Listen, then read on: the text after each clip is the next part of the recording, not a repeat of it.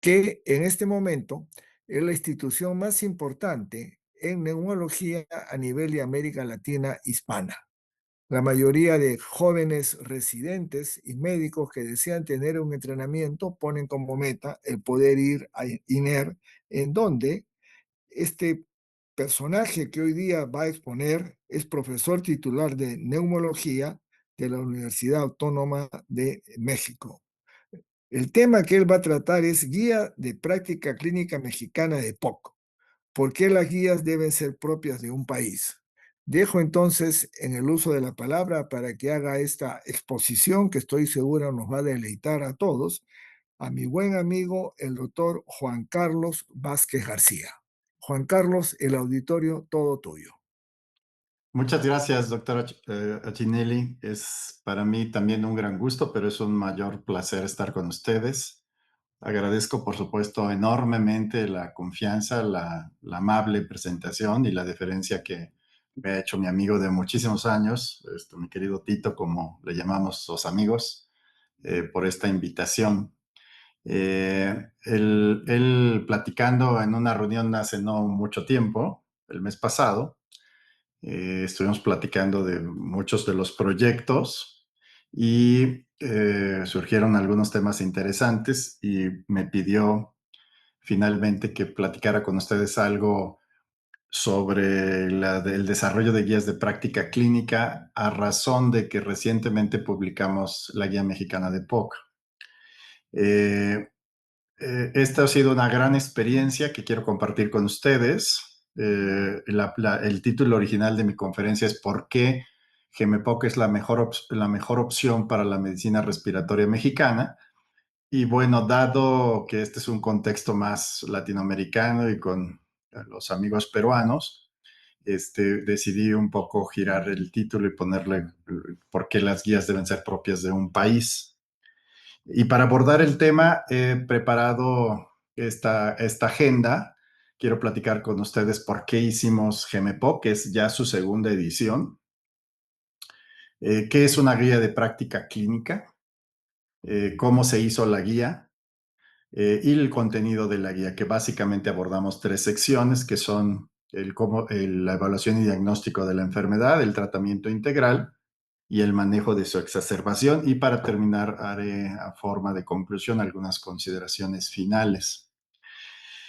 Miren, el desarrollo de guías de práctica clínica es un aprendizaje de largo plazo por dos razones. Una es la parte metodológica es compleja, pero la parte, yo le llamo descriptivamente y con buena intención, la parte política administrativa es todavía más compleja. Y porque tiene que ver con políticas y toma de decisiones de salud pública de primero, segundo y tercer nivel de atención. Eh, yo tuve la oportunidad de hacer la primera guía de medicina respiratoria en México, que fue nuestra guía de asma, que se nos ha quedado un poco atrasada porque se hizo otra guía y entonces es parte de estas decisiones político-administrativas de no dividir trabajo, sino más bien tratar de sumarlo. Y después de haber hecho la guía de asma, tuve la oportunidad de trabajar en ALAT para la guía de asma grave, que también fue una propuesta cuando yo estuve en la Secretaría de ALAT hace unos años. Prácticamente todo ha sido los últimos 10 años. Y este trabajo en ALAT nos llevó a participar también en GEMA como grupo de asma grave. La guía de asma grave también la deben de conocer todos ustedes. De hecho, se acaba de publicar la segunda edición, que aquí pueden ver, recientemente publicada en la revista Respirar. Muy cercano a estos años, hicimos la primera guía de POC, que fue todavía en un proceso, yo diría, de aprendizaje y de mucha consultoría, y que fue mayormente un proceso de adaptación de las recomendaciones GOLD, como también se recomienda y que yo les platicaré un poco más a detalle en unos momentos. Y después tomamos una decisión académica, ya en un convenio de colaboración formal, como lo tenemos para nuestra revista entre la Sociedad Mexicana de Neumología y el Instituto Nacional de Enfermedades Respiratorias, de hacer guías conjuntas como documentos únicos propuestos por las principales instituciones de medicina respiratoria en México, que son estas dos instituciones. Y esa es un poco la historia, y el aprendizaje ha sido mucho metodológico, mucho ensayo y error y mucho todavía por aprender. Y déjenme explicarles un poco cuál es el contexto de las guías. Cuando le preguntan, al menos en México, a los colegas neumólogos qué guía usan, la mayoría contesta Gold. Y tiene su lógica. Gold este año, el próximo año cumplirá 25 años de la iniciativa. Se actualiza desde hace un buen tiempo cada año, y es un documento de referencia para la evidencia y recomendaciones hechas, yo diría, en el mundo ideal.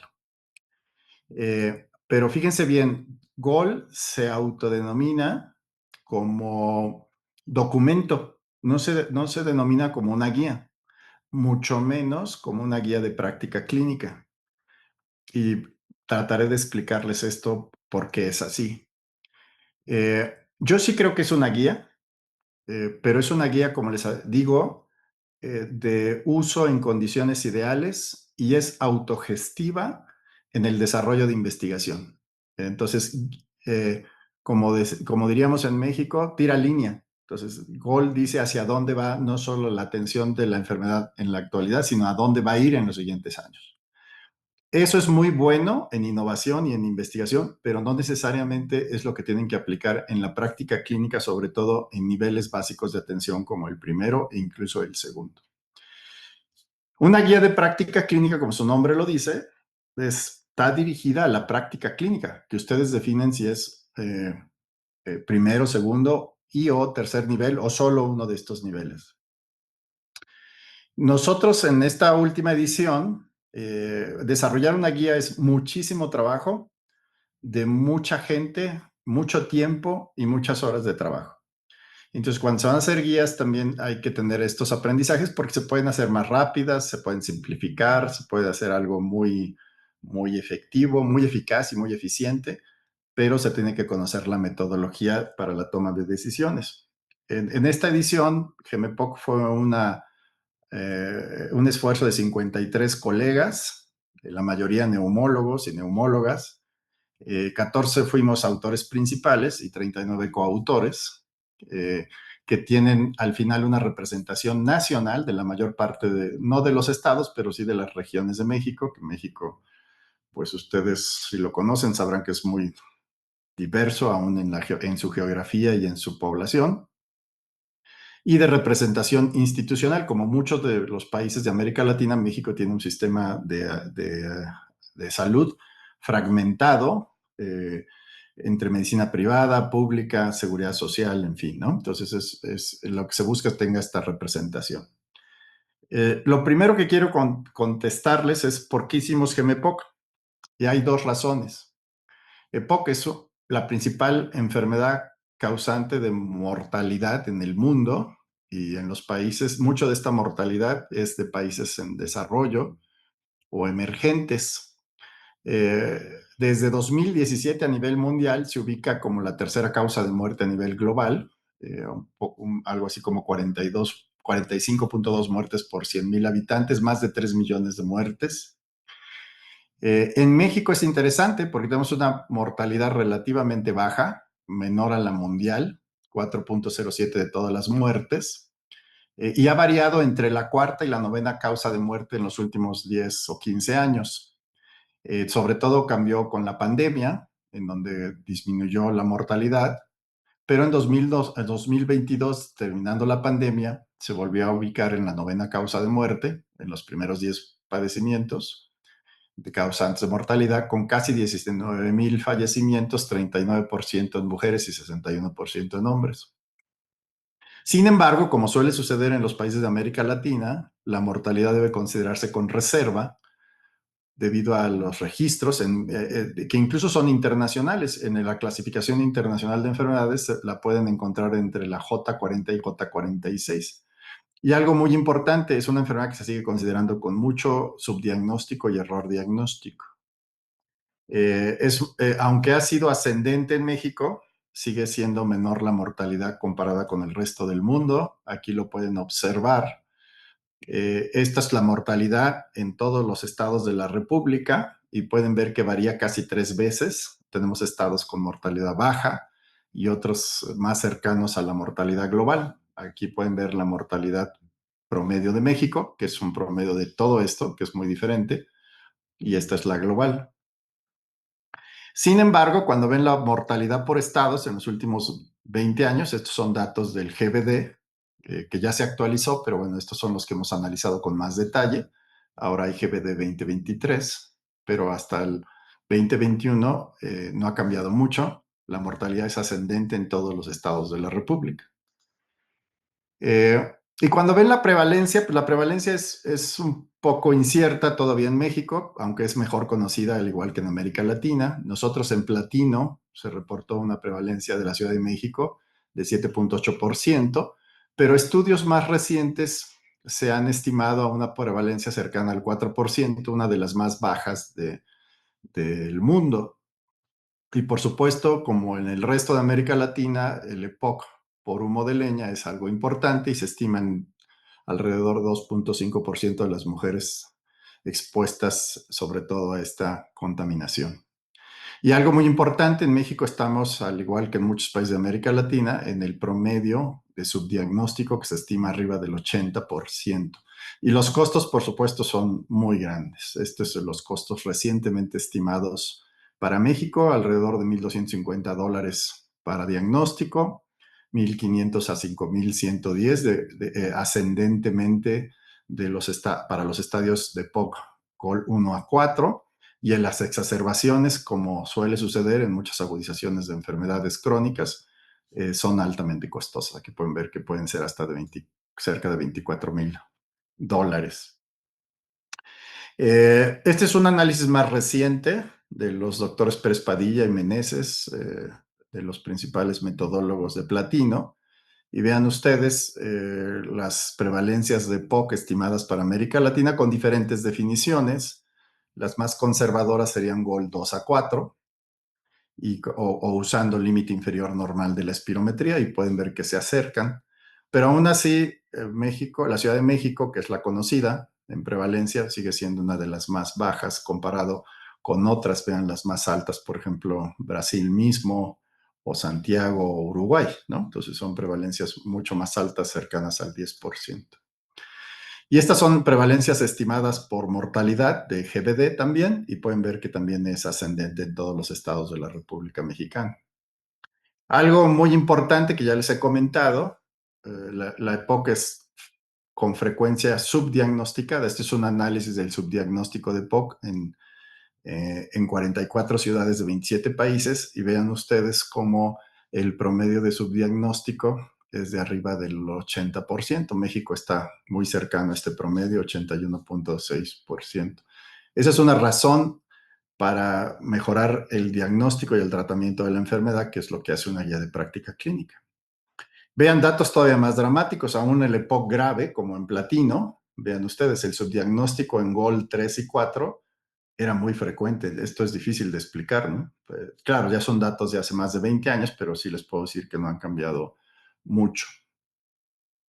El segundo tema es, ¿qué es una guía de práctica clínica? Ya les expuse algunas diferencias con respecto a GOL, pero vamos a hablar un poco más del detalle técnico, metodológico de las guías de práctica clínica. Cuando ustedes toman decisiones en la práctica clínica para atender a un enfermo, usan el conocimiento médico, que debe ser mayormente basado en evidencia científica, su experiencia y, bueno, llegan a un acuerdo de tratamiento. Acuérdense que ahora estamos en la etapa bioética de decisiones informadas y ustedes recomiendan eh, procedimientos de diagnóstico e intervenciones terapéuticas. Eso es lo que es una guía de práctica clínica, solo que son recomendaciones estandarizadamente basadas en evidencia y consensuadas como recomendaciones clínicas en general.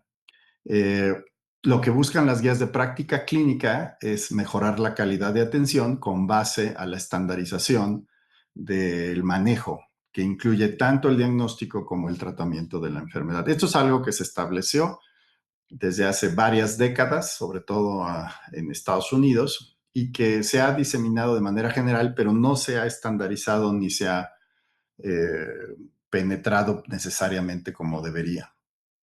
Hay estándares de calidad para desarrollar una guía de práctica clínica. Deben ser transparentes, se debe manejar el conflicto de interés. Por supuesto, tienen mucho impacto. Las guías de práctica clínica no se consideran documentos legales, pero funcionan como documentos legales. En México tenemos documentos legales que son normas oficiales mexicanas, que son abajo de una ley, pero no hay muchas normas oficiales para atención de enfermedades. De hecho, se están retirando porque son complejas. No pueden hacer algo legal de algo médico, pues es difícil.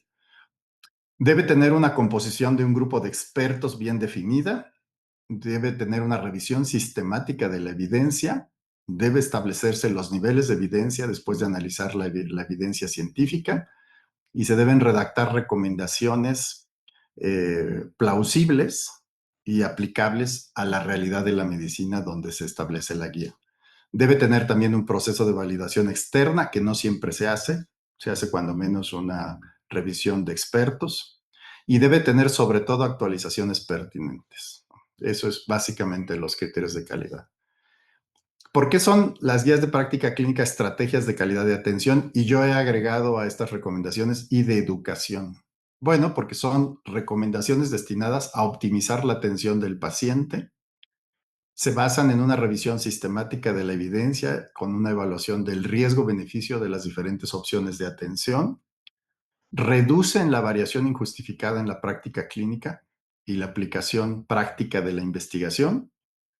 Algo muy importante, mejoran la calidad y la seguridad de la atención médica. Pueden utilizarse como referencia de recomendaciones de buenas prácticas y para evaluar la práctica clínica de los profesionales de salud y las organizaciones sanitarias en auditorías e incluso en procesos médico-legales.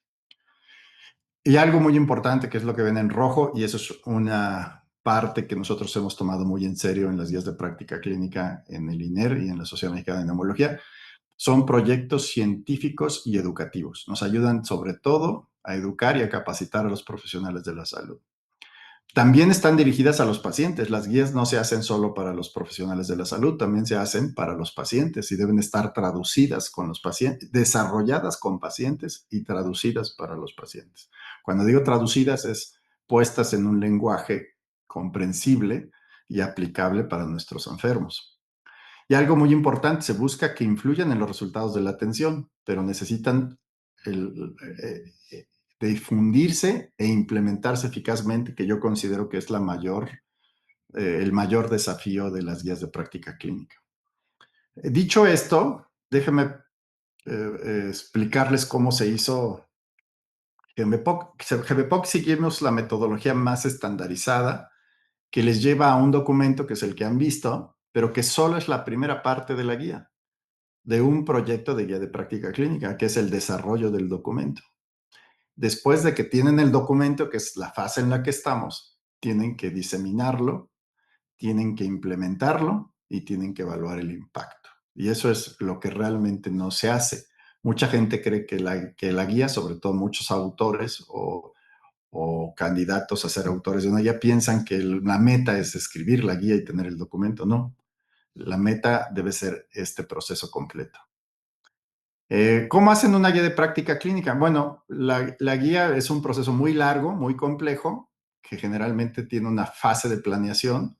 Se desarrolla a través de un documento de planeación que se llama documento de enfoques, que describe las características generales de la guía, como a qué nivel de atención la van a usar y qué va a abarcar la guía, por ejemplo, la población, los fenotipos, etcétera. Esto lo deben hacer, por supuesto, los expertos del tema y también se consideran aspectos metodológicos, qué tan grande puede ser, cuánto trabajo va a implicar, cuánto va a costar. Las guías son muy caras. Se deben hacer los temas de la guía y se deben enlistar por preguntas clínicas que definen la atención de los enfermos. Se identifica y se evalúa la evaluación, se identifica y se evalúa la evidencia científica, que es la literatura médica, y después de revisarla, reunirla, revisarla, analizarla, eh, se hace se hace una discusión de la evidencia y se redactan recomendaciones de aplicación de la evidencia. Y después se hace un consenso de expertos a través de un panel Delphi para validar las recomendaciones. Nosotros definimos 40 preguntas partiendo de la parte más reciente y la parte de GMPOC de su primera edición. Y al final es un proceso complejo, nos quedamos con 25 cuando se analizó la evidencia y las recomendaciones. Sobre todo fue un proceso dinámico durante todo el desarrollo. Eh, Concluimos en 25 preguntas que incluían incluidas en tres secciones: evaluación inicial y diagnóstico 9 preguntas, tratamiento integral 10 preguntas y exacerbación de la enfermedad 6 preguntas. Algo muy técnico, son revisiones sistemáticas de la evidencia, con aspectos muy técnicos como definir los términos de búsqueda en las bases de datos. Se usan las más frecuentemente utilizadas como PubMed, entre otras. Y después de analizarla, tienen que filtrarla. Habitualmente pueden empezar con 200 artículos en una pregunta compleja y terminar analizando 20, 50 y después quedarse con 5 o 10, dependiendo del nivel de evidencia que encuentren. También se consultan después de esto lo que otras guías dicen. O sea, la evidencia tiene que buscarse y rebuscarse. Y por supuesto, también hay metodología para graduar el nivel de evidencia y los grados de recomendación, que seguramente los han visto en diferentes formatos, pero que nosotros usamos como con frecuencia se hacen las guías de práctica clínica, los niveles de calidad de evidencia de la escala SIGN, y los grados de recomendación. En términos generales, parten del mayor nivel de evidencia basado en revisiones sistemáticas y metaanálisis, los más altos, o ensayos clínicos de buena calidad, y va bajando de niveles de evidencia hasta que llegan a estudios observacionales, descriptivos. Incluso puede ser de poca evidencia científica, pero no necesariamente inválido, cuando se reduce a opinión de expertos. Y por supuesto, los grados de recomendación, que van del más alto, el A, cuando los estudios son muy sólidos y la evidencia es muy fuerte, hasta los más bajos, que pueden ser por extrapolación o por estudios descriptivos o por recomendaciones de expertos. La redacción de las recomendaciones es un desafío importante porque es una traducción de la evidencia a lo que recomiendan en la práctica clínica, y puede ser no necesariamente muy rudo o muy, ¿cómo puedo decirlo? Muy by the book, como decimos a veces, ¿no? No, tiene que ser acorde a la práctica clínica común. En la redacción de recomendaciones y en la validación de la misma no necesitan investigadores de alto nivel, necesitan buenos clínicos que sepan aplicar la evidencia más sólida. Pero se hace un proceso de validación de las recomendaciones. Perdón, déjenme cerrar esto que se abrió. Eh, Y esto es un ejemplo cómo termina. Se hace un análisis de la evidencia y se hace una recomendación. No voy a entrar en mucho detalle. Por ejemplo, esta es una de las preguntas de atención, y es: ¿cuál es la eficacia de las distintas estrategias para la cessación tabáquica? Es una redacción recomendada para pacientes con EPOC. El nivel de evidencia es muy alto, como suele suceder ya en la EPOC. En la mayoría de las recomendaciones son de evidencia muy sólida, y el nivel de recomendación, ¿no? Por ejemplo, aquí se habla del tratamiento general. Estas son las 25 preguntas de GEMEPOC, y estas son el promedio general de consenso que tuvimos. Si la evidencia es muy sólida y las recomendaciones son muy buenas, el consenso suele ser muy alto. Nosotros tuvimos, como pueden ver, más del 90% en las 25 preguntas ya en el consenso de expertos, y todas las preguntas se aceptaron desde un inicio. ¿Y qué contiene EPOC o GEMEPOC? Bueno, tiene tres secciones, como ya les dije. La primera es evaluación y diagnóstico. GEMEPOC es una guía de cerca de 100 páginas, cerca de 500 referencias, que ya son las más recomendadas, las más filtradas, y es muy grande. No pretendo en este tiempo revisar toda la guía, Solamente daré algunos ejemplos. Está, por supuesto, la guía, la revista es Open Access, pueden descargarla cuando ustedes gusten y por supuesto la pueden revisar en detalle. Yo solo quiero resaltar algunas cosas que puedan ser de interés para el conocimiento de la guía y para alguna discusión futura. Algunas cosas muy interesantes que ha evolucionado, los que hemos tenido la oportunidad de ver la evolución de Gol, los que tenemos más años, a mí me ha tocado ver prácticamente todas las ediciones, pues empezó a principios de este siglo y bueno, como les decía, ya va a cumplir 25 años y todo ha evolucionado increíblemente, que es parte de la evolución de la evidencia y de las guías. Incluso la definición, ¿saben? La definición, no sé cuántas hemos visto, pero algo que encontramos gratamente es que el nivel de evidencia, las definiciones suelen ser de nivel de evidencia y recomendación muy baja, pero cuando vimos la definición actual, en realidad es muy alta porque cada una de las características han sido francamente demostradas con evidencia científica. Entonces, interesantemente, hasta la definición de POC ha alcanzado niveles de evidencia y de recomendación muy elevados. Este es un ejemplo de lo que es GOL y lo que es una guía de práctica clínica. GOL hace 3 años, como ha sucedido en muchas cosas, incorpora nuevas definiciones, eh, nuevas aportaciones, no sé cómo llamarle, pero por ejemplo, hace 2 años, GOL revisó la nomenclatura e incorporó 5 definiciones nuevas, que esto a primer nivel de atención puede ser muy confuso. Eh, y lo hace con la finalidad de explorar enfermedad temprana, nuevas condiciones nosológicas e investigación futura. Por ejemplo, 2 años después se siguen utilizando, pueden tener utilidad. La que se ve con mayor aplicabilidad en el futuro es muy probablemente la definición PRINCE, que se refiere a pacientes que tienen espirometría con FEP1 bajo, pero sin definición de obstrucción con base en la cociente FEB1-FBC. Y se considera que es un marcador de enfermedad temprana. Esta definición, que no define EPOC en su definición original, se asocia a mayores riesgos de síntomas, de exacerbaciones, entre otras cosas, y también de condiciones cardiovasculares. Entonces, probablemente de estas sea algo que perdure, no lo sabemos, pero no es de práctica clínica común. Nosotros no lo recomendamos en primer nivel de atención. Eh, Algo muy importante es, por ejemplo, se ha definido mejor la detección de casos, la búsqueda y la detección de casos.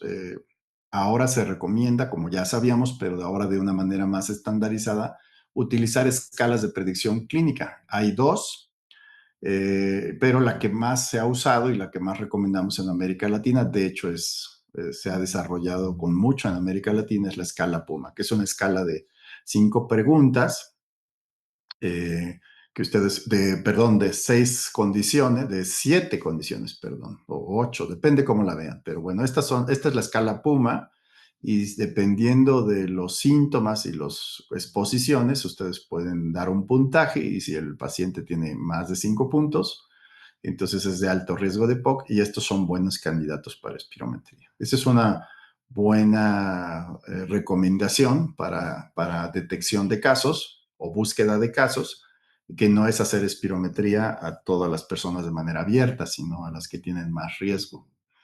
En GMPOC hicimos esta propuesta que sigue las recomendaciones mayores, incluyendo las de GOL, que se busque la enfermedad en las personas mayores de 40 años, sobre todo con base a síntomas crónicos, historia de exacerbaciones y factores de riesgo.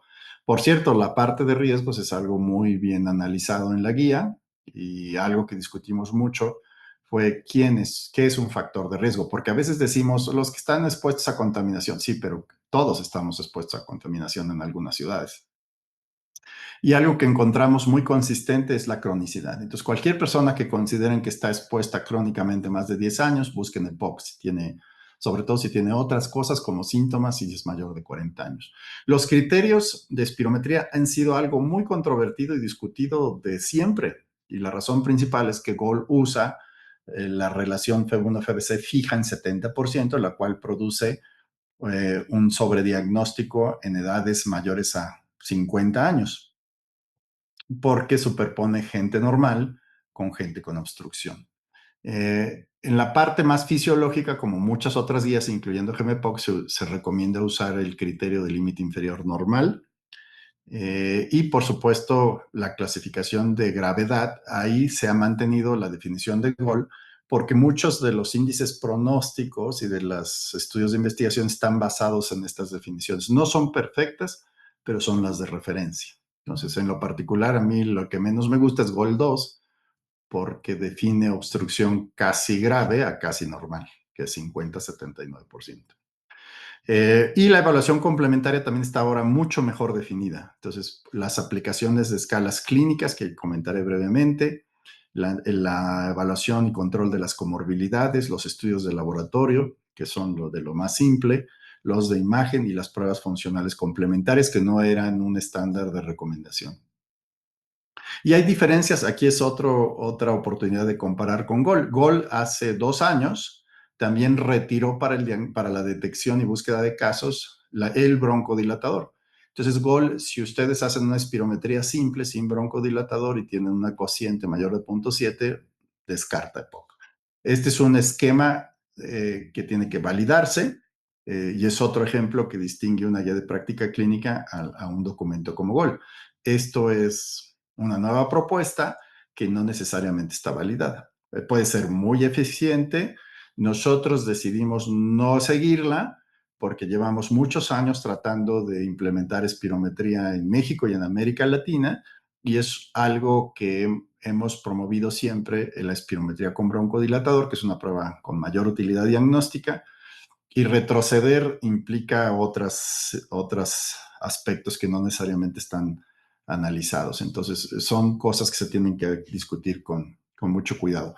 Las escalas se han ido generalizando, ustedes las conocen. La escala de Disnea, MMRC, sobre todo porque se han usado para fenotipificar a los pacientes para tratamiento, y la escala de síntomas, sobre todo la escala CAT, que también son prácticamente universales. Esta se enfoca en disnea y esta en más síntomas, pero bueno, ustedes recordarán que una disnea de 2 o más puntos y un puntaje de 10 o más en CAT se asocian a tratamientos, sobre todo broncodilatadores duales. Y algo muy importante, la escala BODE, que fue implementada desde hace ya algunos años, y es una escala multidimensional que incluye índice de masa corporal, obstrucción, ejercicio principalmente. Y nosotros se ha validado recientemente a México, hay variantes de BODE, hay muchas variantes, y en México se validó la escala y se generaron 2 escalas validadas que se llaman BOSA 90 y BOSEA 90. Son muy parecidas. Los nombres se basan en las variables pronósticas de mortalidad de POC, y que son el índice de masa corporal, la O de obstrucción, la S de tabaquismo, que es smoking, y la E de edad, age. BOSEA, la diferencia entre BOSA y BOSEA es la E de ejercicio. Y 90 es la saturación, son cuando las personas tienen saturación menor a 90. Si ven los puntajes pronósticos, algo muy importante, en la Ciudad de México, la variable pronóstica más importante, como en otros lados, es tabaquismo activo. Esto es algo muy importante. La sigue la oxigenación, la edad, el ejercicio, que es la capacidad funcional del individuo, y después vienen otras cosas. Entonces, no necesariamente el pronóstico está basado en lo que ponemos atención siempre. Y esto es muy importante. Deben conocer idealmente cuáles son las variables mayormente pronósticas y que deberían intervenir. Y en tratamiento, también muy brevemente, nosotros incluimos todo lo que se considera de alta evidencia para recomendar o para no recomendar. Una vez que completan el proceso de evaluación y diagnóstico, deben establecer un plan de tratamiento en cada paciente, como es en otras enfermedades, es igual en asma. Y deben incluir todas las intervenciones farmacológicas y no farmacológicas que han demostrado eficacia y seguridad. Ojo, GOL todavía en la presentación 2026 dice el tratamiento no farmacológico es complementario. ¿Y qué pasa? ¿Cómo pueden considerar complementario a algo que es altamente pronóstico, como el uso de oxígeno o como el abandono del tabaquismo? Entonces, nosotros hicimos esta propuesta en GEMEPOC, que son metas y estrategias de tratamiento. Las metas, a diferencia de un objetivo, es que le ponen dimensiones. ¿Cuándo? ¿Cuánto? Y cuándo. Y eso es algo muy, muy práctico. Y esas metas son para ustedes, pero también para los pacientes. O sea, ¿cuánto debes mejorar en cada variable pronóstica? Hay algunas que no se intervienen directamente, como la edad. No vas a mejorar la edad, por supuesto, pero sí puedes mejorar los cuidados en torno a la edad. Aquí tienen las 6 variables pronósticas descritas por las escalas validadas de Bode en México: edad, tabaquismo y exposiciones, nutrición y actividad física, obstrucción y oxigenación. Y agregamos 2 parámetros muy importantes: el control de las exacerbaciones y las comorbilidades. Todo esto tiene valor pronóstico de morbimortalidad, tiene sus metas y tiene sus estrategias de intervención. Entonces, no me voy a poner a detallar cada una, las pueden consultar ustedes, pero por supuesto la gran mayoría de estas están validadas con suficiente evidencia. Algunos ejemplos: la intervención más potente para el pronóstico de los enfermos es que dejen de fumar. GOL, mis colegas que tienen más años no me dejarán mentir, no hasta hace muchos años hablaba de control de tabaquismo. Es algo muy reciente y es la intervención más importante y más barata, por cierto. El control de las exposiciones y, algo muy importante, la intervención de los estilos de vida como la nutrición y la actividad física. Como yo le digo a mis residentes, escribir una receta por medicamento les toma 2 minutos. Intervenir esto les va a tomar mucho más tiempo, pero tiene mejor efectividad y costo, sobre costo-beneficio, y tiene mejor pronóstico para los enfermos. También, por supuesto, abordamos la parte inhalada. La inhalada también, vean, los niveles de evidencia son muy altos, salvo algunas cosas de ajustes. Pues en realidad es algo muy variable, pero lo que ustedes pueden ver es que los niveles de evidencia en todas las intervenciones de tratamiento inhalado pues son muy altas, ¿no? Entonces, claro, pues es donde más pueden hacer ensayos clínicos multicéntricos y bien controlados, entonces eso lo pueden observar. Pero en términos generales es la base fundamental del tratamiento.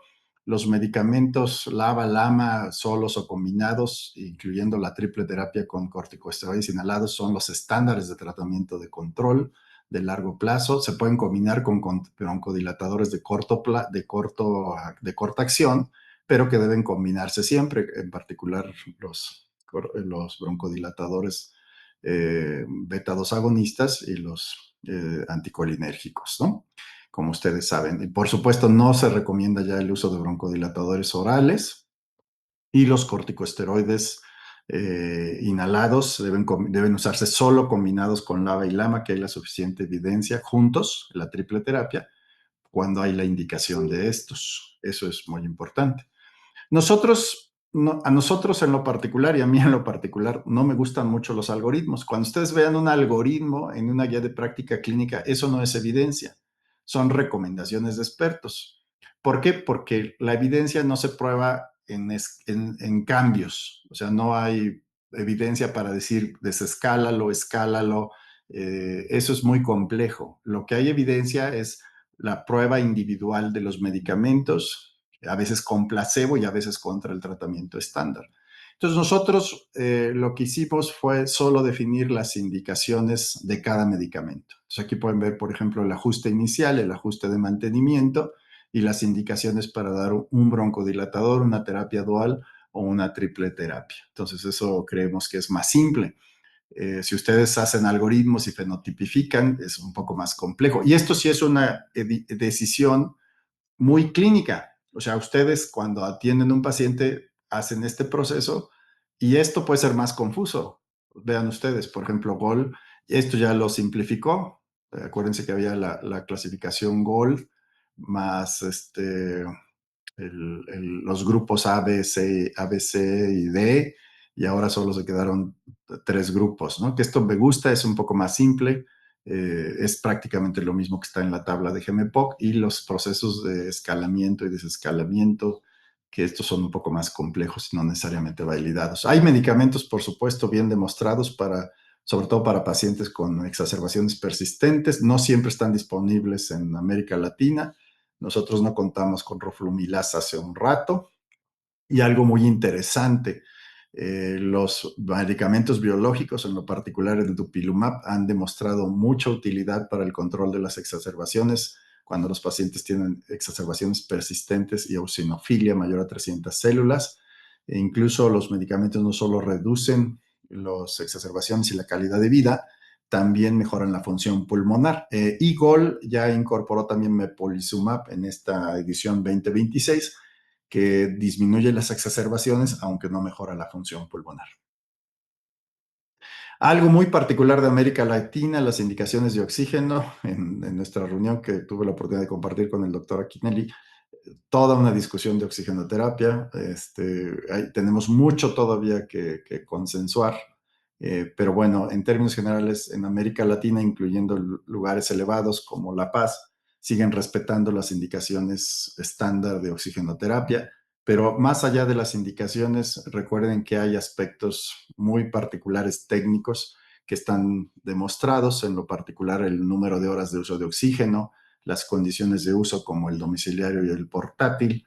No se recomienda necesariamente de manera rutinaria solo resolver desaturación nocturna o ejercicio. Las condiciones especiales como los traslados, esto es muy importante en América Latina por los cambios de alturas, la vigilancia y las intervenciones educativas. Entonces son aspectos que no siempre se abordan en algunos documentos, pero cuando ustedes hacen una guía de práctica clínica los incluyen porque es lo que quieren mejorar como calidad de atención. Y otras intervenciones que también han demostrado con buen nivel de evidencia su utilidad, como la rehabilitación, la vacunación, sobre todo para la prevención de exacerbaciones, e incluso intervenciones más avanzadas como el intervencionismo broncoscópico y la cirugía que incluye trasplante pulmonar. Y para terminar un poco al final, el manejo de las exacerbaciones, nosotros incluimos 6 temas con base en 6 preguntas y solo resaltaré lo más importante. También incorporamos ya a propuesta de GOL los criterios Roma para clasificación de las exacerbaciones, que han sido muy variables. Llevamos 20 años discutiendo qué es una exacerbación en EPOC, pero Roma se ha estandarizado un poco más todavía. Incluso GOL lo menciona nuevamente. Es una propuesta sobre todo para facilitar la investigación futura, pero creo que usarla, en lo personal, en el grupo mexicano de EPOC consideramos que era importante ya utilizar los criterios más recientes. Ya por razones de tiempo no me meteré en detalles. Nosotros hicimos un consenso de manejo poshospitalario y esto nos permitió, que está publicado también en nuestra revista hace un par de números, y interesantemente nos permitió definir mejor el manejo de los pacientes. Esto es algo muy particular que no hay en todas las guías, que son las consideraciones de manejo ambulatorio, hospitalario, como pueden ver aquí, criterios incluso para considerar hospitalización, cuidados críticos, algunos puntos clave, e incluso manejo poshospitalario. Y algo que ya no puse por razones de tiempo, pero que creo que de lo que más ha sido bien recibido es, por ejemplo, los criterios de otros manejos, como incluso los cuidados paliativos. Esto es una semblanza muy general de la guía, solo quise resaltarles las bondades. Estoy seguro que muchos de ustedes deben manejar guías similares, o GOL, por ejemplo, que es algo muy conocido. Cada año hay un tsunami de conferencias y de presentaciones de la actualización de GOL y de GOL, sobre todo en torno al Día Mundial de POC, que todavía estamos disfrutando. Pero en fin, yo solo quise mostrarles algunos aspectos de propuesta de la guía mexicana. Y la pregunta que yo tenía en mi conferencia original en México es, por qué la guía, como les decía, es la mejor propuesta en la medicina respiratoria mexicana? Bueno, creo que aquí le daré un giro un poco hacia América Latina. ¿Por qué las guías deben ser propias de un país? Y como ejemplo pongo la guía mexicana. Primero, porque pueden ser originales, cuestan trabajo, cuestan dinero, pero se puede optimizar. Eh, se pueden desarrollar bajo estándares de calidad internacional, que no siempre lo cumplen las guías por más famosas que sean. incorporan la experiencia. Ya las guías también suelen ser una discusión de guías entre guías y eso es muy interesante. Entonces no dejan a un lado otras guías. Nosotros revisamos mucho Gold, la guía española y por supuesto la latinoamericana cada vez que hacíamos recomendaciones. Las recomendaciones hechas de una guía propia del país o de la región son hechas y validadas por expertos propios, como en este caso mexicanos, para profesionales de la salud y pacientes mexicanos. Entonces, tiene, por supuesto, cada país y cada región puede tener aspectos muy particulares, pero sobre todo las recomendaciones que desarrollen deben ser objetivas, aplicables, integrales y adecuadas para el sistema de salud propio y que se espera contribuyan a mejorar la calidad de la atención. Y eso es fundamentalmente la razón de tener una guía propia. Y yo con eso termino. Nuevamente agradezco la enorme distinción que me han hecho de compartir este espacio con ustedes. Y por supuesto quedo a sus órdenes. Contestaré, si lo permite la organización. Con gusto estaré aquí para cualquier comentario o pregunta. Muchísimas gracias por su atención.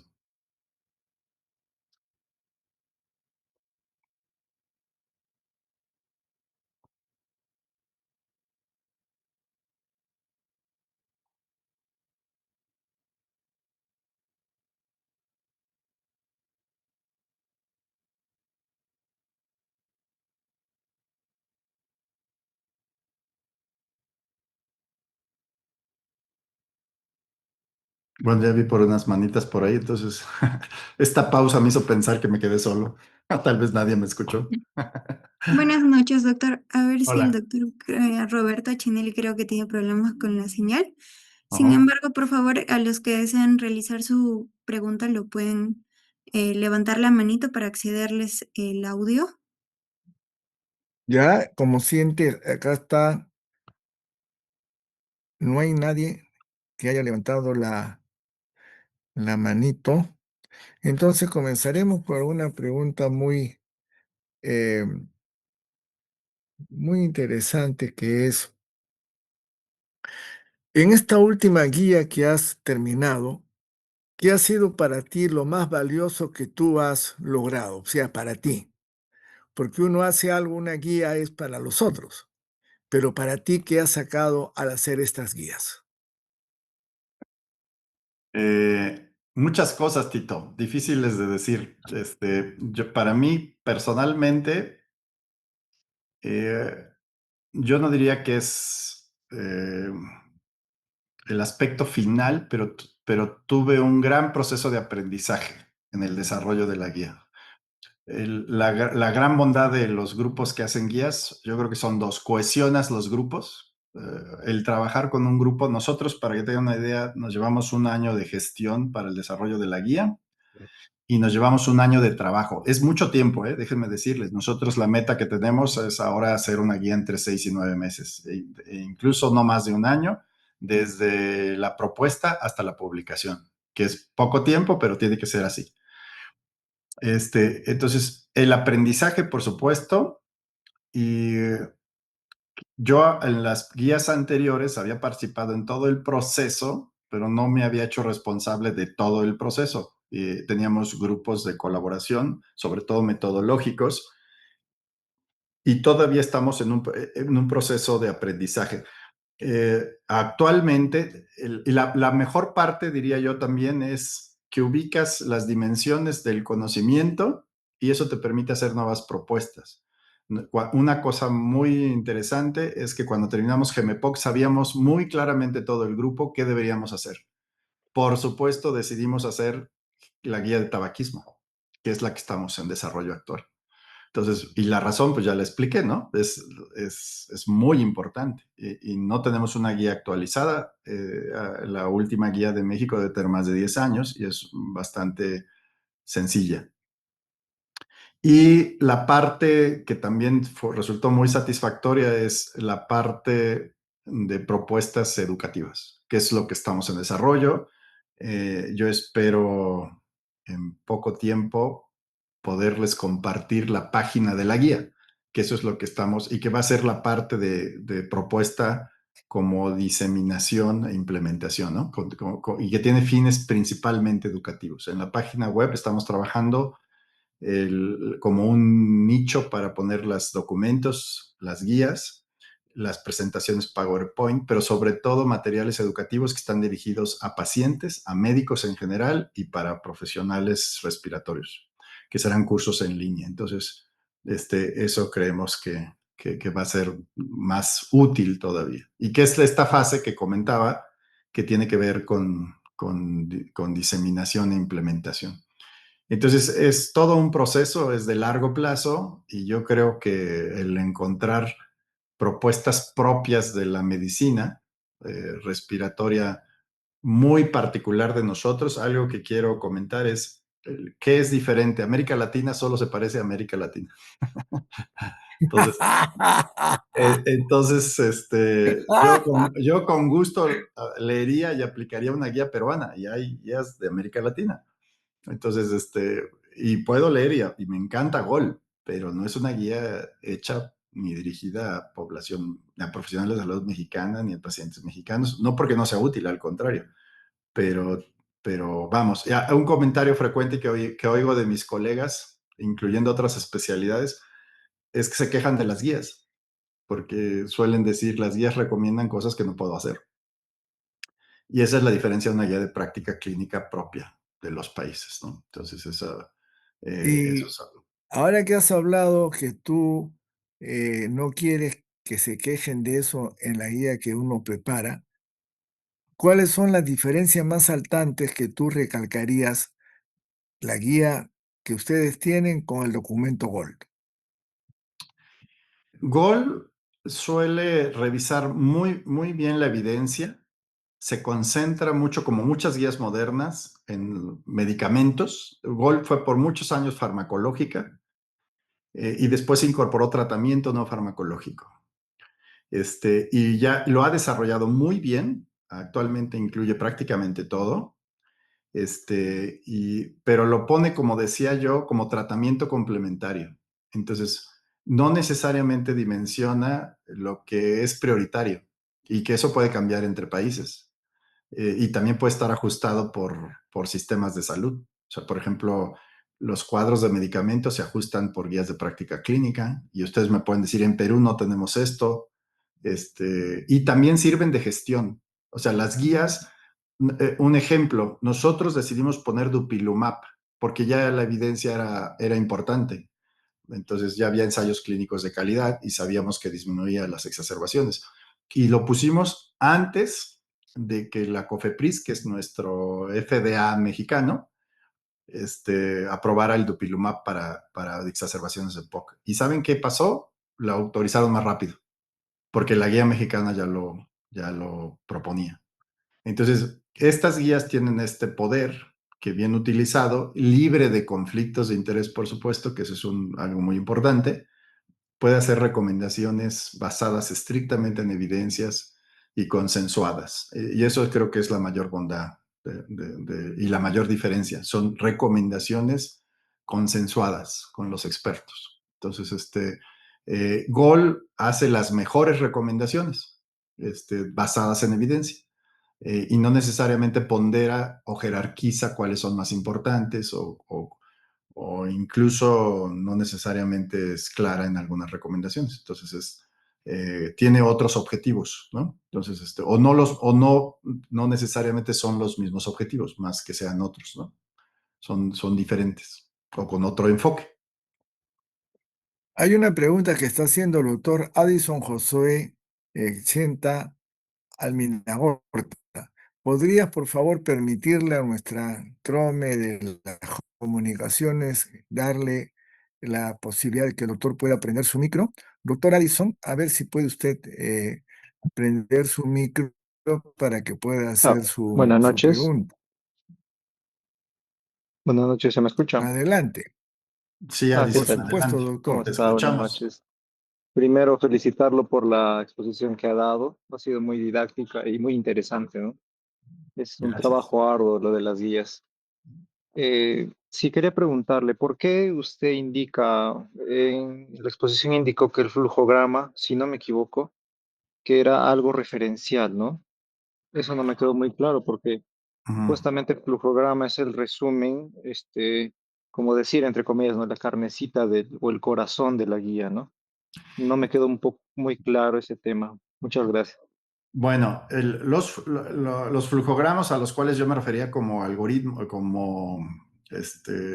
pues sí, algoritmos también los ponen a veces, o como flujo, como lo quieran llamar. Los flujogramas suelen tener procesos de cambio, de decir, de A pasa a B, de B pasa a C, regrésate a B. Y cuando los colegas, la mayoría, consultas una guía, esperas ver estos flujogramas. No es que no sean útiles, ni es que no sirvan. Eh, Son muy complejos. A mí me parecen complicados desde el punto de vista educativo, porque tienes que explicar cada cambio. Y la evidencia científica no siempre está enfocada en los cambios. O sea, cuando tú ves la evidencia, lo que encuentras es cada cuadrito de un flujograma.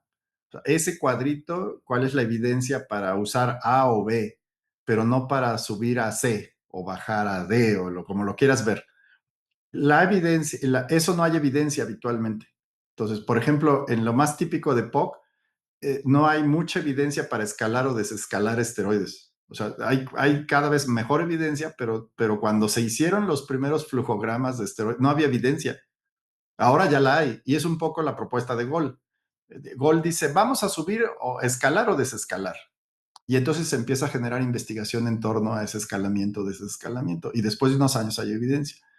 Entonces, si Gold decide poner un flujograma diferente para investigarlo, no necesariamente significa que debas usarlo.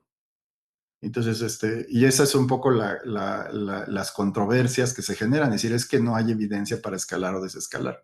Hay muchos ejemplos en Gold de ello. Las definiciones son de las últimas, los criterios de exacerbaciones de Roma es otra.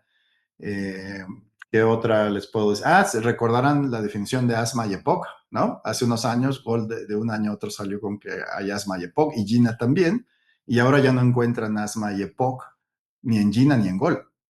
Existen, todos ustedes saben que existe asma y EPOC, ¿no? Pero no es, ¿por qué? Porque no se alcanzó a generar evidencia ni consensos, es complejo.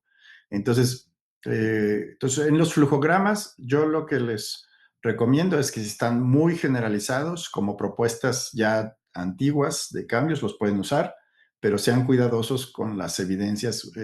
Ahí generalmente el problema es los cambios, ¿no? Porque los flujogramas son propuestas de expertos, no necesariamente están validadas por evidencia. Y también son complejas, que es la imagen que yo les presentaba, ¿no? O sea, tener una imagen de subir, bajar, hasta un lado, baja, eso es algo mucho más complejo. Creo que los clínicos deben saber las indicaciones, la fenotipificación, si eso te lleva a una indicación de tratamiento, y las indicaciones de sus tratamientos. O sea, y ustedes solos deben entender estos algoritmos y deben ajustarlos, pero incluso para fines educativos a mí se me hacen complejos. No es que no sirvan, por supuesto. Yo prefiero ver las indicaciones precisas, ¿no? Ustedes son los que tienen que decidir si suben y no necesariamente tienen que seguirlos.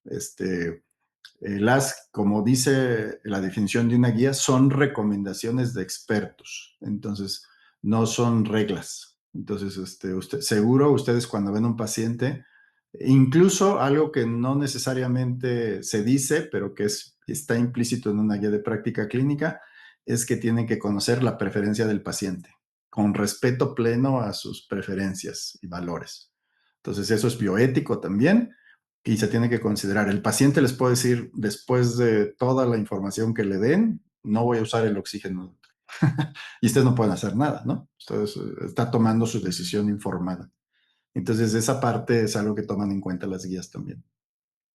Por favor, si le dan la palabra al doctor César Liendo y también al doctor Renato Casanova.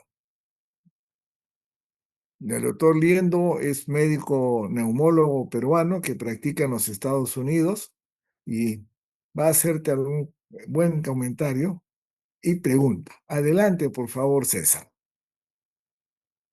Muchas gracias, Roberto. Muchas gracias por su presentación, doctor. Desafortunadamente yo he llegado un poquito tarde a su presentación, pero quisiera comentarle un aspecto que siempre que me interactúo con casos de Perú, una de las guías, una de las rompeguías fundamentales que yo me encuentro es con la diferencia de precios que existe. En implementar un algoritmo en Estados Unidos me parece que es una manera muy cara de manejar la medicina en otros lugares que no tienen los recursos que tiene Estados Unidos. Por ejemplo, si uno va a una emergencia, un paciente que tiene una infección respiratoria aguda, le hacen un panel de virus, le hacen una radiografía de tórax, en fin, saturación arterial, si es necesario le hacen gases arteriales, deciden hospitalizarlo o no hospitalizarlo. O sea, ¿usted cree, doctor, de que la diferencia de recursos hace que las guías americanas son relativamente impracticables en otras latitudes? Gracias, doctor Riendo, por su pregunta. Encantado de saludarle. Por supuesto, esa es una de las razones para hacer guías propias. Yo no lo toqué, el punto, pero es una razón poderosa para hacer guías locales. Tomar en cuenta, por eso sí lo menciona en el sentido de que tienen un análisis de costo-beneficio y costo-efectividad. Entonces, eh, ustedes recordarán, en las guías anteriores nosotros dejábamos otros broncodilatadores como las teofilinas, hasta hace unos años, porque se usaban con frecuencia, tenían cierto nivel de efectividad y eran muy accesibles desde el punto de vista de costo. Creo que eso ha cambiado mucho, ya no los ponemos, como pueden ver nosotros ahora en la guía no recomendamos broncodilatadores orales, sobre todo por el manejo y los efectos secundarios, los riesgos, pero esa es la razón en otro sentido, poner un tratamiento que aunque no sea el mejor, sea accesible. Yo creo, la pregunta en medicina es ¿qué es caro? Y con mucha frecuencia, todos ustedes lo saben, lo más barato en medicina es la prevención primaria, y luego la secundaria y luego la terciaria. Y estamos acostumbrados a atender lo grave. Yo suelo decirle a mis médicos residentes, nosotros somos más bomberos que médicos, siempre estamos apagando el incendio, pero no lo prevenimos, ¿no? Entonces, y suelo decir, el modelo de negocios del INER, y seguramente pasa en muchos hospitales de América Latina, es la atención del enfermo grave. Ustedes se paran en el INER, donde se paren, y la gran mayoría de los pacientes en urgencias o en las clínicas o no son los graves, son los muy graves. Y eso es muy costoso. Entonces la pregunta es, en medicina es decir que es caro, es muy complejo. Es cuando hablamos de la atención de los enfermos, yo les mostré algunos datos de exacerbación, ¿no? O sea, controlar un paciente puede costarles $5,000 en el modelo estable más caro, Gol 4, y les puede costar $25,000 una exacerbación en México. Entonces, esa es la parte que es caro. Y algo bondadoso de las guías es que es un documento sólido para gestionar. O sea, con base en esta información tú dices, a ver, esto es caro, pero es más caro no tenerlo. Entonces, no quiere, y nosotros por eso tenemos en la guía Dupilumab, Roflumilast y otros que no hay en México, pero que la guía sirve para gestionarlos. Incluso algunos que no han llegado, pero decimos, estos son los que se usan en el mundo, sirven y que deberíamos tenerlos. Y la guía ayuda. Y también ayuda de hecho, esas son razones para hacer una guía. Cuando ustedes quieren mejorar el uso de algunas intervenciones terapéuticas, nosotros casi no tenemos trasplante, pero tienes que decir, la guía mexicana recomienda trasplante, porque menos vamos a tener. Y es una cosa de recursos, ¿eh? Es muy compleja, pero es una cosa de recursos. Entonces, ese creo que es la bondad de una guía. Por supuesto, también tiene razón en el sentido de costos. Por ejemplo, eso es lo que nos separa de Gol. O sea, Gol es un extraordinario documento. A mí me encanta leerlo cada año, pero nos dice las mejores recomendaciones en el mundo ideal. que sería de mundo desarrollado, con todos los recursos. Y eso no siempre es posible. Y lo tenemos que rediscutir y revisar en América Latina, en cada país y en la región. O sea, es algo que es muy importante. Entonces, creo que esa es una área de oportunidad que no debemos dejar pasar. Nosotros nos hemos propuesto en este sentido, por eso hacer guías, no como propuestas de recomendación. Nosotros, nuestra propuesta, nuestro trabajo actual es hacer guías madre, le llamamos, ¿no? O sea, las guías que pueden ser de referencia. Algo que no dije, pero sí les ayudaría a contestar la pregunta para Perú. ¿Por qué Perú debería tener una guía? Porque la medicina de Perú es la de Perú y solo en Perú hay medicina peruana respiratoria, ¿no? Y tienen que adaptar las recomendaciones. ¿Qué podrían hacer? No una guía que nos costó a nosotros 2 millones de pesos, que son $100,000, con todo el proceso educativo. Ahora, la guía de tabaquismo la estamos haciendo actualmente con 0 pesos. Entonces, eh, pero ¿qué podrían hacer en Perú? Cuando es que lleva mucho trabajo y mucho dinero, no.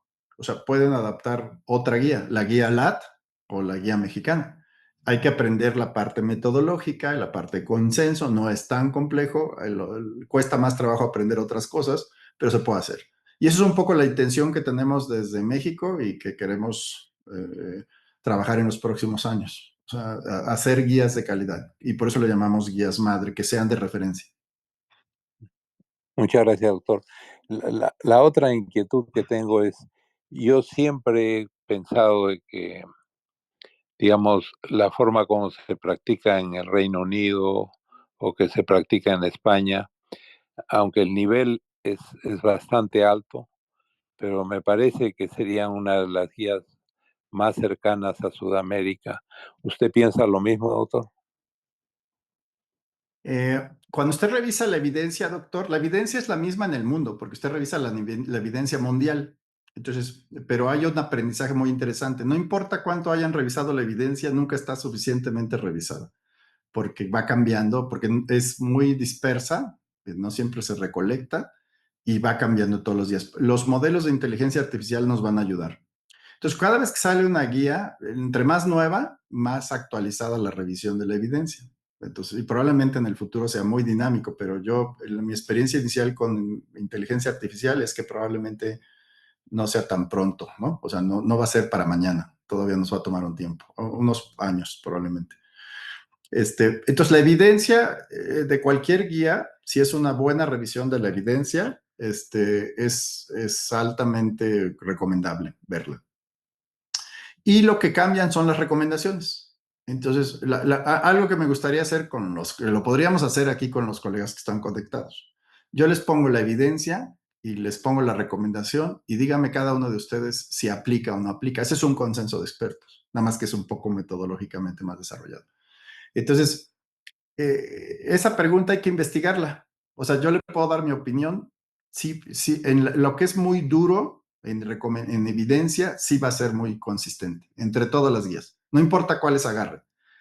Pero la pregunta no es cuál es lo más consistente, sino qué es lo que no es muy consistente o qué es lo que puede cambiar. Por ejemplo, usted dio un muy buen ejemplo, los costos, ¿no?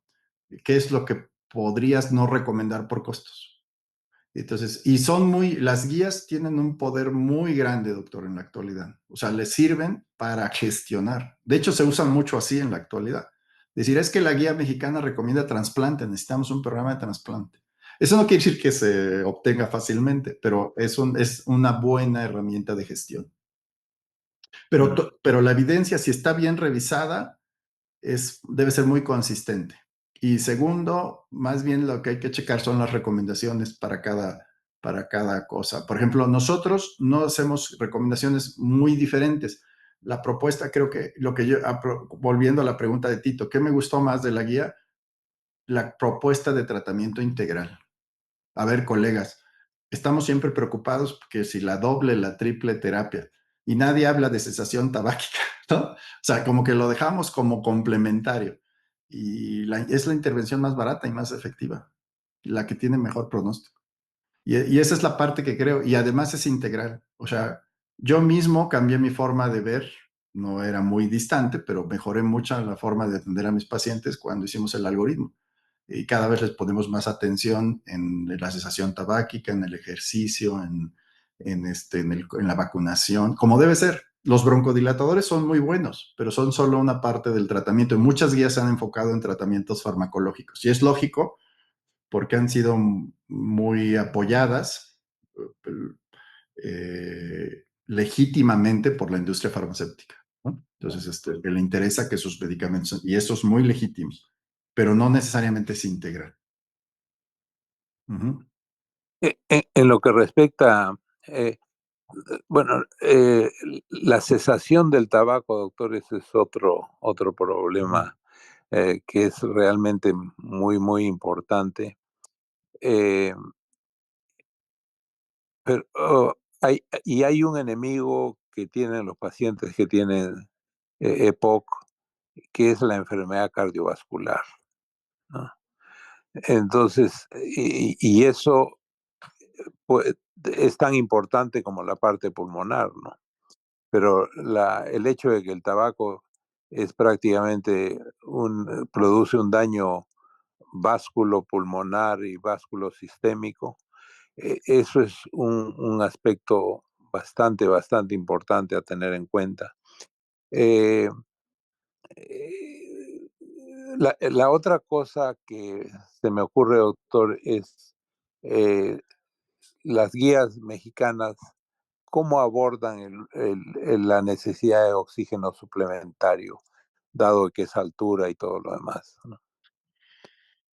Bueno, en realidad son dos preguntas, doctor. La primera es las comorbilidades, sobre todo las cardiovasculares, ¿no? Ahí algo que nos encontramos muy rápido en el desarrollo de la guía era el peso de las comorbilidades que se le está poniendo mucha atención. Gold describe 19 comorbilidades, de las cuales le ponemos mucha atención generalmente a lo cardiovascular, entre otras, y cánceres. Y nosotros lo que decimos, las recomendaciones de comorbilidades son muy generales en la guía y así se planeó la guía, porque si se mete a comorbilidades, más bien es otra guía. Y de hecho es una de las guías que tenemos en la agenda. O sea, las dos guías que decidimos hacer después de GMPOC fue tabaquismo, oxigenoterapia y comorbilidades. Y es un proyecto a 2 años probablemente antes de que tengamos que entrar a la actualización de la guía de GMPOC. Es muy complejo, pero y es multidisciplinaria. Ahí esas guías de comorbilidades son muy complejas porque hay que trabajar con los cardiólogos, con los gastroenterólogos, con los neurólogos, con todas las comorbilidades. Pero creo que se hará un trabajo más y es una gran necesidad. Entonces creo que esa es una de las grandes bondades también de las guías, que les ayuda a encontrar, es una autogestión de hacia dónde llevar más recomendaciones. Y pasando a la pregunta de oxigenoterapia, nosotros mantuvimos las recomendaciones internacionales de oxigenoterapia, la indicación absoluta que es PaO2 menos de 55 o saturación menos de 88, adaptadas a la Ciudad de México. Pero creo que la parte muy interesante que no siempre se menciona en detalle en las guías son las condiciones especiales, el número de horas, las condiciones de ejercicio, sueño, rehabilitación, las intervenciones educativas, pero también guías de oxigenoterapia generales hay pocas. Las guías de práctica clínica pueden ser dirigidas a dos condiciones particulares, enfermedades o intervenciones, cosa que ustedes quieran mejorar como calidad de atención. EPOC es un ejemplo de enfermedad, asma es un ejemplo de enfermedad, oxígeno es un ejemplo de intervención.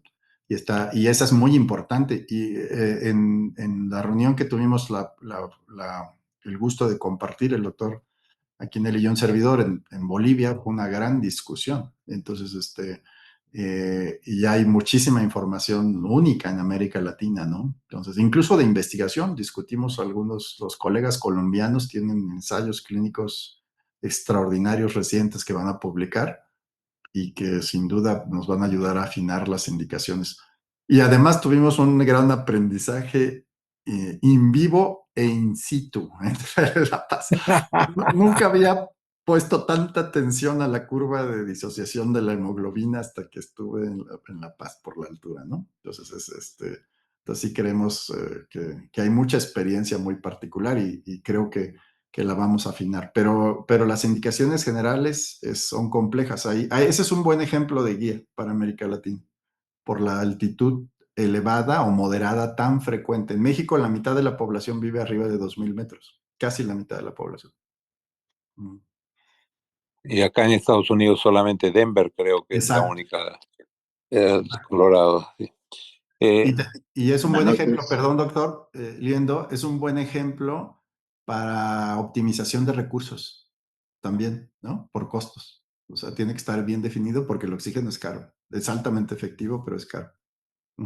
Eh, Juan, desde el punto de vista médico-legal, si existe una guía, el hecho de que va a haber un juicio de malpractice con un paciente, el no usar la guía es un punto que añade la culpabilidad del galeno que está tratando. Es muy buena observación, yo lo comenté. Las guías no están enfocadas como documentos médico-legales porque son recomendaciones y las recomendaciones no son reglas. A diferencia de una norma, por ejemplo, en México yo explicaba que tenemos normas oficiales. La norma oficial se considera por abajo de una ley, o sea, se tienen que seguir. Son casi ley, en otras palabras. Y se han ido retirando porque no se actualizan con la frecuencia necesaria y porque no pueden verse tan absoluta a veces la medicina de esa manera. Entonces son un poco controvertidas, pero son legales. Las guías de práctica clínica no son documentos que tienen ese peso legal, porque son recomendadas. En teoría, no yo, un grupo de expertos recomiendan en una guía y los otros deben seguir la guía, que es lo que acaba de decir usted. Y puede no seguirla, pero en la práctica clínica se usan como una referencia de calidad de atención. Y es lo que acaba usted de decir. Legalmente se usan para decir, tu práctica clínica está o no apegada a la guía. Internacionalmente se consideran un criterio de calidad de atención. Entonces, cuando los calidólogos visitan su área y les dicen, un criterio que siempre preguntan es si sigues las guías para la atención médica. Entonces, y si ustedes se salen de la guía, una recomendación médica legal es, tienen que explicarlo, ¿no? Tienen que justificarlo y explicarlo, ¿no? Entonces, la guía recomienda esto, pero yo observo esto y tomo esta, y creo que es una recomendación, sobre todo en ambientes de medicina privada en América Latina, ¿no? También pública, pero creo que es importante tener estos cuidados porque cada vez tienen más peso legal. Y los abogados no entienden necesariamente estos detalles, ¿no? Los abogados pueden decir, debes de seguir la guía y no la seguiste. Entonces, como en todos los aspectos administrativos y legales, nuestra mejor defensa es la documentación del expediente clínico, ¿no? Entonces, cuando crean que el enfermo no se apega, no hay este apego a la guía, por alguna razón, pues se justifica, ¿no? Doctor Juan Carlos, ¿cómo está? Le saluda Renato. Renato, qué gusto saludarte. Qué gusto, ¿cómo está, doctor? Qué gusto. Bueno, Encantado de estar con ante ustedes. todo, felicitarle por la excelente ponencia. Como usted sabe, hicimos la guía de asma peruana el Lo año sé, pasado, usted lo también sé, la lo sé. conoce. Nos costó 14 meses de arduo trabajo y bueno, tenemos ahora el reto de hacer la guía de peruana de POC el próximo año. Y realmente considero que es un reto mayor porque el peso de las comorbilidades en EPOC es bastante fuerte. Y como estamos viendo, la estrategia GOL nos ha dado a luz la guía 2026 hace poco, y donde pues las comorbilidades que están tomando mucha fuerza. ¿Considera usted, doctor Vázquez, que nos estamos yendo ya a lo que sería el camino al tratamiento individualizado del EPOC? Le doy el ejemplo. Tenemos la clasificación ABE, incluso ya bajaron la brecha ya para que sea E basta que tengas una crisis moderada Es y correcto. ninguna crisis para que sea AB. Bueno, aquí en el Perú, la principal causa de POP no es el tabaco, es la biomasa y las secuelas de tuberculosis. Y si yo me ajusto a ese cuadro, en teoría ese paciente exacerbador con eosinófilos entre 100 a 300 es candidato a terapia que incluye corticoide inhalado, pero estos pacientes tienen muchas bronquiectasias y se genera el nilema. Entonces, ¿considera usted que esta guía mexicana es excelente, espectacular, pero que está, digamos, condenada a que cambie a mediano plazo debido a que tenemos que ir desarrollando tratamientos individualizados dependiendo los etiotipos, los fenotipos y las comorbilidades? Bueno, Renato, tú has hecho una muy buena observación que te lleva a la necesidad de hacer guías. O sea, todo lo que acabas de decir como un desafío también es una razón de hacer una guía, porque hay muchas diferencias. Nosotros lo que partimos fue una guía general de POC, que esa era la intención. Entonces, no es todo el manejo de POC. Comorbilidades es un gran desafío. Y pusiste otro ejemplo de lo que hace Gol. O sea, Gol dice, le voy a bajar a un punto la exacerbación, pero no hay evidencia necesariamente de que eso es... Si me explico, es lo que yo decía, Gol tiene esta innovación frecuente, cada año lo hace, y a partir de ahí se hace investigación. Y eso es un documento, por eso es un documento gestivo, ¿no? De gestión. Entonces, dices, a ver, yo ahora cambio la definición para investigar. Y eso no es una guía de práctica clínica, es una guía de práctica de investigación o de innovación en investigación. Algo. Y eso genera mucha confusión en los clínicos y no necesariamente lo tienen que usar ustedes. Entonces, cuando haces una guía, que es lo que a mí me ha costado mucho trabajo, es entender la parte pragmática de la guía. Las guías, tú ya has hecho guías, has estado en los grupos de guías, tú lo conoces, eres de los expertos de América Latina, has hecho la peruana de asma, que es un muy buen documento, has estado en los de asma grave. Entonces, las guías tienen que tener una priorización, o sea, ¿qué vas a abordar? Y ustedes podrías decidir en Perú, vamos a abordar EPOC por humo de leña, nada más. O sea, ese es el desafío. El otro está bien tratado porque está Gol y está la guía de Alat, ¿no? Pero el humo de leña Alat lo está discutiendo mucho en el grupo de desarrollo de la guía latinoamericana. Yo no soy parte pero soy revisor de la guía y esa parte se está trabajando bien. Y a mí me encantaría, yo algo que digo con frecuencia, las guías nunca se compiten. Nunca se compiten, se complementan, porque hay tanta necesidad de discutir y de homogeneizar los tratamientos que cada grupo pone su parte interesante. Y lo que cambia, la evidencia puede ser muy similar o la misma, pero las recomendaciones no. Y las propuestas de las guías van desde que tú decides, y eso es excelente que en Perú estén diciendo, a ver, ¿qué vamos a abordar? ¿Qué es lo que tú acabas de comentar? O sea, ¿qué vamos a abordar de la guía? Y eso es lo que le llamamos documento de enfoque. O sea, ¿qué quieres abordar? En mi opinión, si me lo permites, yo creo que esta parte de muy individualizada, hay que esperar para dónde va la evidencia. Y ya después la ponemos, ¿no? Pueden ser 5 años, pueden ser 3, pueden ser 10.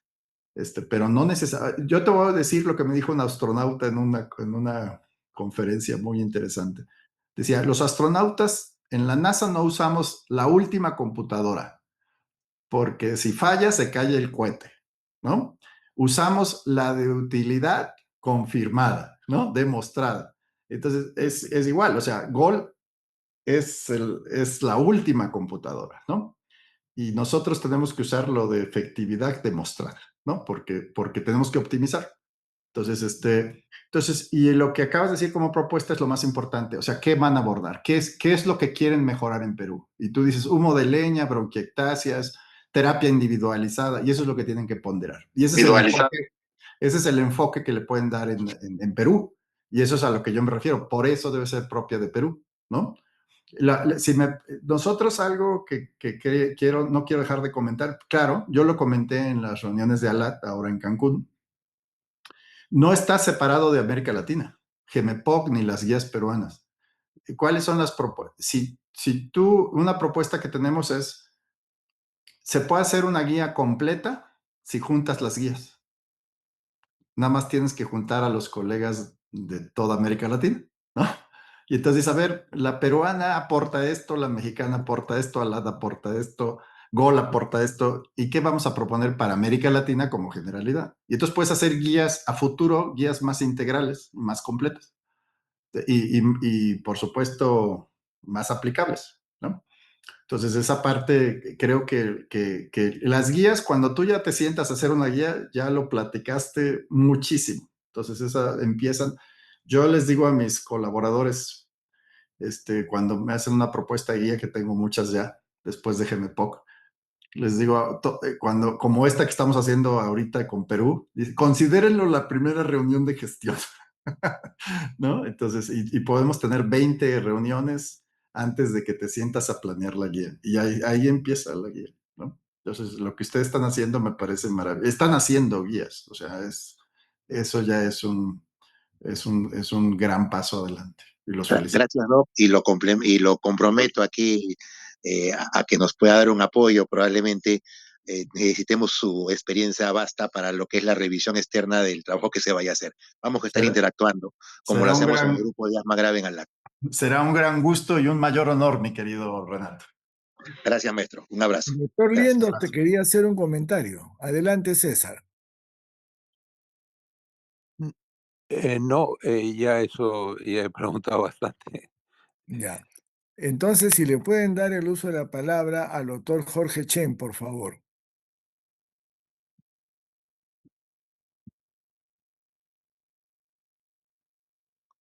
Adelante, prenda su micro, doctor Chen.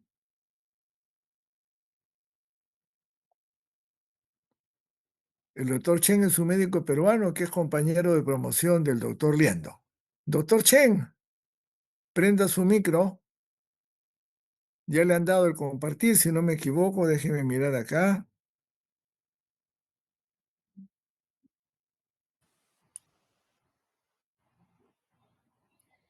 Hágalo con anfitrión al doctor Chen. Ya está, doctor. En Ya, ambos. adelante, doctor Chen.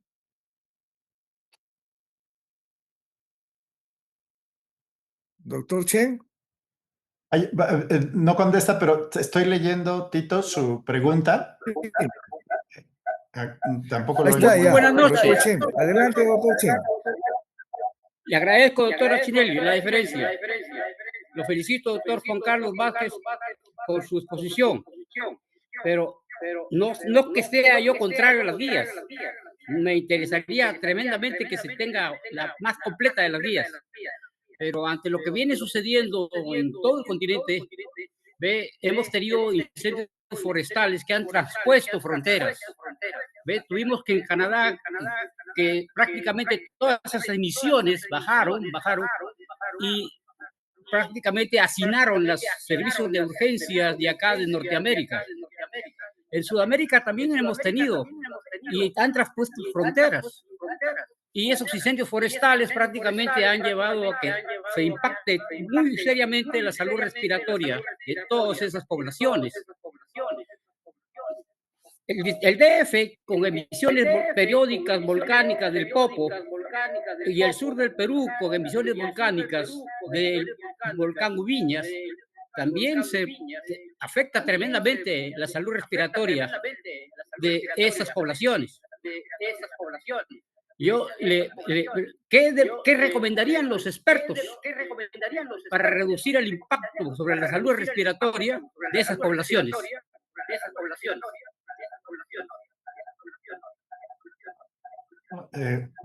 Gracias por su pregunta, doctor Chen, muy oportuna. El control de exposiciones es algo complejo. En la guía de POC puede revisar la pregunta, es una pregunta de tratamiento, el control de las exposiciones, y actualmente lo estamos discutiendo mucho por tabaquismo, que tiene que ver con humos de segunda mano. Y es un poco, lo menciono, si no es algo ambiental, como las erupciones volcánicas y los incendios forestales, que son un problema a veces internacional, como usted bien lo describió, son muy complejos. Generalmente tienen impactos más agudos de exposición. Y la parte de contaminación crónica y algunas exposiciones laborales son las que tienen más coincidencia. Por ejemplo, la exposición ocupacional se considera como responsable del 15% de la carga de POC.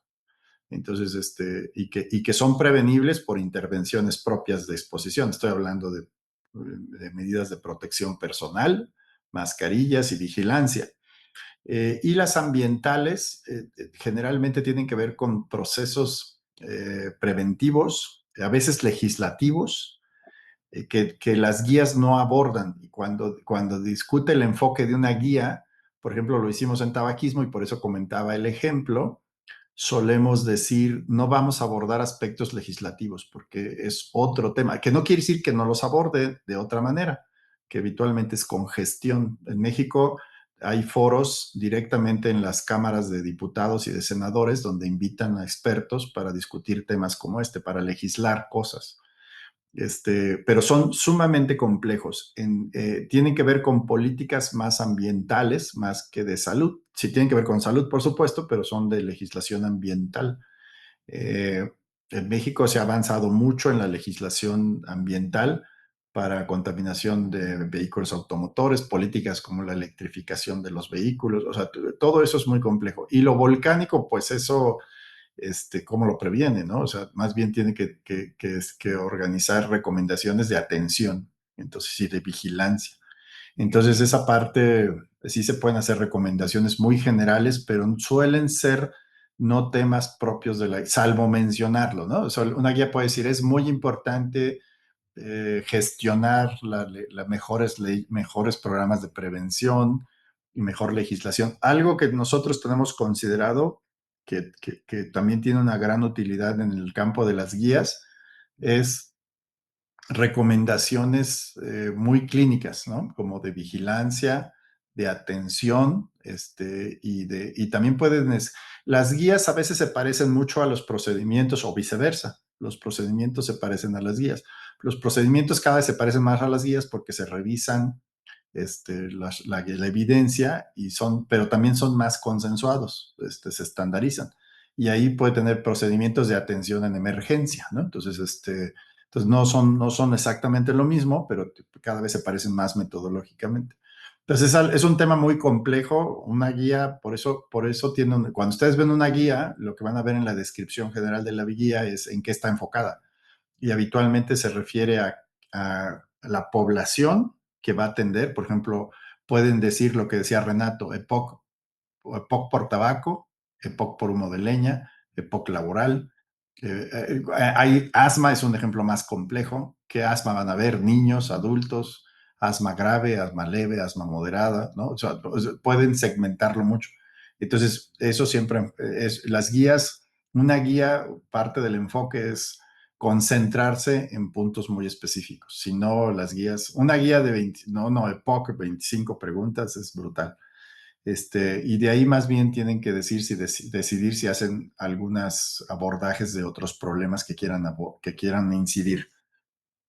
Pero usted tocó un punto muy importante, que son otras medidas de atención muy complejas. Yo quería hacerte una pregunta, porque acá te están escuchando personas que no solamente hacen guías de enfermedades respiratorias, metodológica de hacer una guía es compleja, pero que la parte política administrativa es más compleja. Por favor, para aquellos que estén embarcándose, que se hayan embarcado o quieran embarcarse a hacer una guía, para tener ese concepto claro que tú has presentado, la complejidad y por qué una eh, parte es más compleja que la otra, por favor. Bueno, se cortó un poco, pero creo que entendí el contexto de la pregunta y la pregunta en sí. Tito, la, yo lo dije al inicio de mi aprendizaje y lo digo descriptivamente, no peyorativamente. Un desafío más grande de hacer una guía son los acuerdos político-administrativos. Y son los acuerdos de las instituciones y los líderes. Todos sabemos la relevancia de una guía y todos quisiéramos hacer guías o participar en guías por lo menos. Pero no es tan sencillo. Y eso es parte de mi trabajo mucho ahora. O sea, cuando nosotros decidimos hacer una guía es porque ya tenemos un acuerdo y estamos escribiendo los lineamientos administrativos, que es quién hace una guía y qué guía haces, quién participa, y tienen que ser acuerdos muy precisos. Por ejemplo, que incluyen desde los costos, las cargas de trabajo, los copyrights de quién es la guía. La guía no es de los autores, GEMEPOC no es una guía de Juan Carlos Vázquez, ni mucho menos. Es de un grupo de trabajo, pero antes que del grupo, incluso es de las instituciones. La guía mexicana de POC es la guía oficial, y así está en el documento, del Instituto Nacional de Enfermedades Respiratorias y de la Sociedad Mexicana de Neumología de Cirugía de Tórax. Hay comités ejecutivos por encima de los comités académicos, que es el cuerpo directivo de la sociedad y el cuerpo directivo del Instituto Nacional de Enfermedades Respiratorias. Y ellos son los que deciden estrictamente. Entonces, pero es un proceso de aprendizaje también, y eso es muy recomendable. Las guías cuestan mucho dinero, y cuestan mucho trabajo. Entonces, deben ser proyectos de largo plazo. Entonces, son tanto, o sea, son tanto complejas como son las instituciones y los grupos y las sociedades y lo que quieran poner en la mesa. Entonces, pero déjenme dar, esa es la parte desafiante, pero les voy a dar la parte muy buena en mi aprendizaje personal, que también ya me lo preguntó el doctor Quinelli. El mayor aprendizaje es hacer eso. O sea, es uno de los mayores aprendizajes. O sea, y cuando lo logran, cohesionan los grupos. Y a veces se cohesionan y a veces se fracturan, ¿eh? Yo por eso les platiqué mi experiencia y las guías y les puedo decir que algunas se cohesionaron y algunas se fracturaron. Y todo suma al aprendizaje, por supuesto. Pero sí, la pregunta es, no son artículos de investigación nada más. Cuando hacen una guía, la propuesta es quién propone la guía. Y creo que debe haber sponsors de base. Para nosotros los sponsors son el instituto cuya visión es generar políticas de atención de enfermedades respiratorias, está en el DNA del INER, y la Sociedad Mexicana de Neumología, que afortunadamente sigue siendo la única sociedad de medicina respiratoria de México. Y entonces resultan ser las mayores instituciones, y eso le da muchísima fortaleza y le da un buen pronóstico a la guía, que va a ser un proyecto de largo plazo. ALAD es otro ejemplo, pero ahí en las sociedades los comités ejecutivos suelen ser más cambiantes, porque los comités ejecutivos suelen ser de 2 años, ¿no? O sea, y dependen de las presidencias. Entonces, no siempre las sociedades tienen organizaciones o estándares de trabajo de largo plazo. Entonces, esa parte, pues sí, yo, como me lo pregunta Tito, que observaría, pues cuiden mucho esos aspectos para que tengan guías como Golf, ¿no? Primera edición, y ya estamos en la edición, no sé qué edición sea, porque antes no era anual, pero lleva 25 años.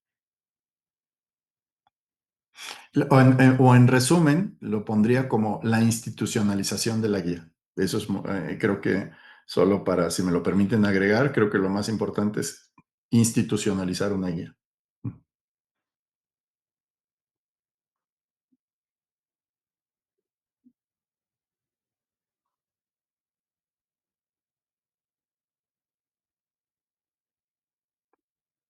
Creo que perdimos al doctor Quinelli, pero bueno, no sé si Sí, hay doctor, algo creo que más. está teniendo problemas. Si hay alguna consulta más, por favor, ya sea en el chat o levantando sus manitos también. Igual recordarle, doctor, agradeciendo una vez más de parte de la Mancomunidad, que es una institución que agrupa a 6 gobiernos regionales aquí en el Perú, ¿no? Y gracias, bueno, el doctor Roberta Chinelli, hace aproximadamente 6 años ya se están haciendo estos martes de conferencias en donde se toca diversos temas. A ver, esperemos un momento que el doctor se conecte. Igual hay saludos también en Facebook porque está siendo transmitido también esta conferencia a través de esa plataforma.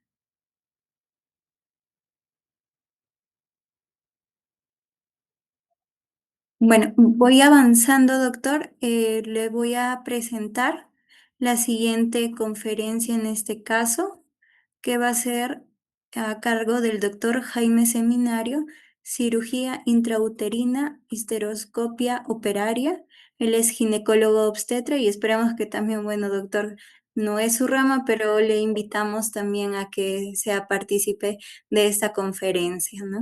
Muchas gracias. Que se va a desarrollar el 2, ahí la fecha lo vamos a corregir. Igual ya se les está enviando al chat lo que es el enlace de inscripción.